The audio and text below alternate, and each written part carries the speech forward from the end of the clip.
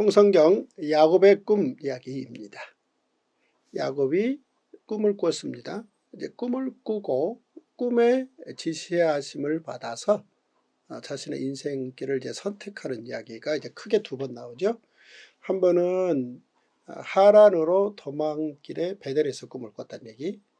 그 다음 이제 또 한 번 크게는 그가 흉년을 피해야 되는, 어쨌든 이제 가나안 땅이 어렵다는 거죠. 그래서 오래 살고 싶었지만 그 가나안 땅에 지독한 흉년으로 거기서 더 이상 살 수 없을 때 그곳을 피해서 애굽으로 가는 그 부엘세바라는 곳에서 그는 머뭇거렸다는 겁니다. 자, 사실 결심 다 하고 가족들이랑 함께 애굽으로 이동 중에 있었고, 그리고 이제 22년 전에 죽었다던 아들이 살아있고, 실제 이 위기 상황을 극복하는 총책임자로 있는 기쁜 소식이죠. 야곱 입장에서는 이렇게 기쁜 소식을 듣기가 사실은 그의 인생 전체를 통해서 참 없었다고 봐도 과언이 아닐 정도로. 그런데 그 기쁜 소식을 듣고 한 걸음에 뛰어가야 되는데 이제 부엘세바에서 애굽으로 내려가기를 두려워했다라는 얘기입니다. 살면서 우리가 어지간한 건 이제 경험으로 다 극복을 합니다. 우리의 선택으로 들어가 보면 확률과 경험입니다. 그리고 그 확률이 어느 정도 이제 경험화되고 그러면 어떤 선택, 방향, 그 결정을 진행함에 있어서 확신으로 걸음을 옮기고 또 어떤 속도를 내는 것이지 거기에서 두려워하지 않게 돼 있거든요. 그런데 야곱은 두려워하고 있었다는 것입니다. 이제 보시면 하나님이 이르시되 나는 하나님이시라. 내 아버지의 하나님이니 애굽으로 내려가기를 두려워하지 말라. 내가 거기서 너로 큰 민족을 이루게 하리라. 내가 너와 함께 애굽으로 내려가겠고 반드시 너를 인도하여 다시 올라올 것이며 요셉이 그의 손으로 내 눈을 감기리라. 이렇게 말씀하셨다는 겁니다. 애굽으로 내려가는 걸 두려워했다.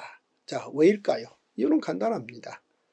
그는 가나안이 그렇게 좋아서가 아니라 그 가나안이 하나님과의 약속의 땅, 그의 아버지 때, 그의 할아버지 때부터 그 약속의 땅을 통해서 민족을 이루고 그 민족을 통해서 모든 민족을 복받게 하시겠다라는 하나님의 위대한 통치의 센터에 대한 신앙적 확신, 믿음이 있었기 때문이죠. 그래서 이 앞으로 닥칠 5년의 위기라는 게 이미 파악이 됐지만 여기에서 극복해야 되는 게 아닌가, 뭐 그런 고민들을 하고 있었다는 거죠. 그런데 이제 하나님께서 두려워하지 말고 내려가라. 여기서 이제 이배굽 과정에서의 야곱에게 두려워하지 말라고 말하는. 사실 이제 이 이배굽이 있어야 이제 향후 보면 이제 출애굽이 있는 거지 않습니까?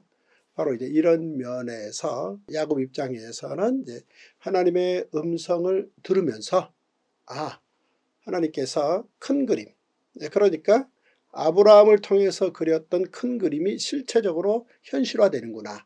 즉 아브라함을 통해서 이배굽과 출애굽을 이미 말씀하셨지 않습니까?